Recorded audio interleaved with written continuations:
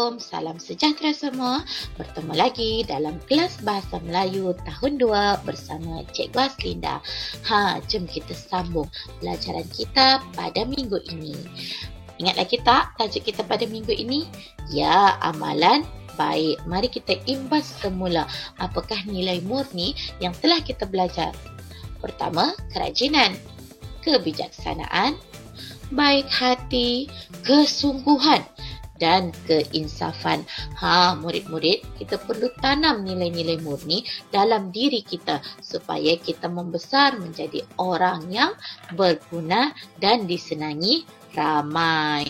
Baiklah, pada hari ini standard pembelajaran kita ialah 3.3.1 menghasilkan penulisan naratif dan bukan naratif secara terkawal, iaitu kurungan 1 separa terkawal. Ingat pesanan cikgu, mesti ada alat tulis dan juga buku. Tolong sediakan. Baiklah, objektif pembelajaran kita pada hari ini pula, pada akhir sesi PDPR ini, murid dapat menulis karangan secara separa terkawal dengan betul. Ya, kita akan belajar menulis karangan. Tapi jangan risau, kita menulis secara separa terkawal dahulu. Baiklah, kriteria kejayaan yang perlu kita capai. Apa dia? Mari kita sama-sama sebut. Saya dapat membina 2 daripada 4 perenggan karangan secara separa terkawal melalui tulisan. Betul. Kalau tak tulis, maksudnya bukanlah karangan. Okey, murid-murid. Tanpa membuang masa, mari kita buka buku teks halaman 77. Murid-murid sudah bersedia? Jom kita belajar. Baiklah, tajuk kita pada hari ini ialah seronoknya menonton teater. Ini dia. Seronoknya menonton teater. Kita akan belajar kemahiran menulis. Mari kita baca dahulu. Yahya dan keluarganya menonton persembahan daripada kumpulan teater, gambar dan tempat kosong. Mereka mempersembahkan cerita yang bertajuk Pemuda yang Jujur. Murid-murid, perhatikan gambar. Daripada gambar tersebut, kamu kena tulis dan isikan tempat kosong. Ya betul. Jawapan pada tempat kosong itu adalah SK Taman Rasa Indah. Jadi cikgu nak kamu keluarkan buku BM3 yang panjang itu. Cikgu nak kamu tulis tajuk dan juga perenggan yang pertama ini. Tempat kosong itu kamu terus tulis jawapannya, iaitu SK Taman Rasa Indah. Okey, baiklah. Ingat, perenggan pertama tidak perlu jarak 2 jari. Ditulis di tepi tulang buku. Baiklah, mari kita pergi ke perenggan yang kedua. Perenggan kedua pula, hendaklah kamu langkah 1 baris dan kamu jarak 2 jari daripada tulang buku. Barulah kamu mulakan tulisan kamu dengan pada. Okey? Mari kita sambung. Pada suatu hari, seorang pemuda memasuki sebuah dia mencari kayu api untuk dijual. Dia terjumpa sehelai bersulam emas yang cantik. Dia membawa selendang itu ke rumah. Murid-murid, perhatikan gambar dan cuba fikirkan apakah dia perkataan yang sesuai kita isikan pada tempat kosong tersebut. Ya, betul. Hutan dan juga selendang. Ini perenggan kedua. Setelah selesai, kamu langkah lagi 1 baris, jarak 2 jari untuk kita tuliskan pula perenggan yang ketiga. Ingat ya, langkah 1 baris, jarak 2 jari, barulah mulakan semula karangan kamu dengan huruf K besar, iaitu keesokan harinya dia membawa selendang itu ke rupa-rupanya selendang itu kepunyaan puteri raja.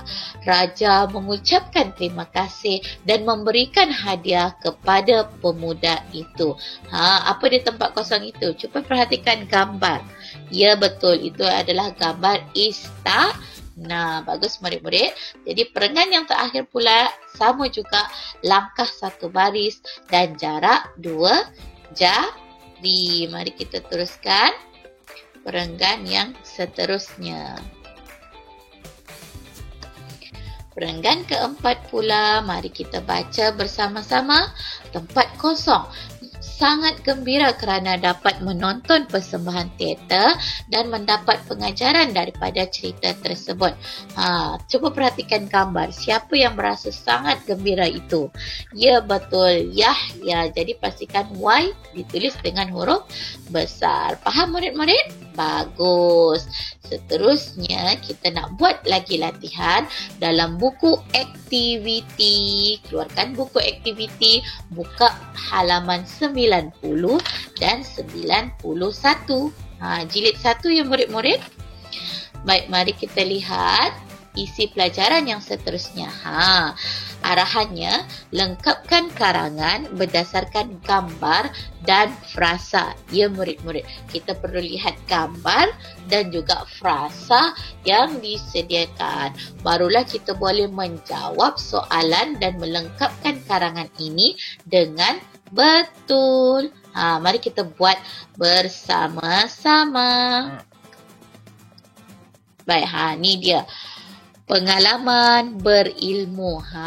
Mari kita lihat cerita pengalaman berilmu pula. Okey, halaman 90 dahulu.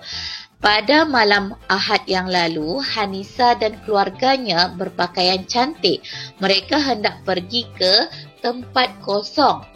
Letaknya Istana Budaya di Kuala Lumpur. Mereka hendak menonton tempat kosong di sana. Boria ialah kesenian tradisional yang amat popular di Pulau Pinang. Wah, pernah dengar Boria tak? Nanti kamu boleh cari apakah itu Boria. Baik, cikgu dah sediakan clue-nya di sebelah kiri ini. Perhatikan istana apa. Kamu tulis. Jangan pula kamu tulis istana bintang ni. Ini clue yang cikgu bagi. Istana apa dia? Jadi kamu tulis tempat kosong dalam buku aktiviti tersebut. Nombor 2, Boria. Apa dia baru Boria? Jadi kamu tuliskan dalam tempat kosong di buku aktiviti kamu. Faham ya murid-murid? Jadi kita teruskan ke halaman sebelah pula, halaman 91. Perhatikan gambar dan juga frasa. Kemudian tulis pada petikan ataupun karangan yang disediakan. Pertunjukan dimulakan dengan persembahan apa dia? Selepas itu apa dia? Boria. Dipersembahkan.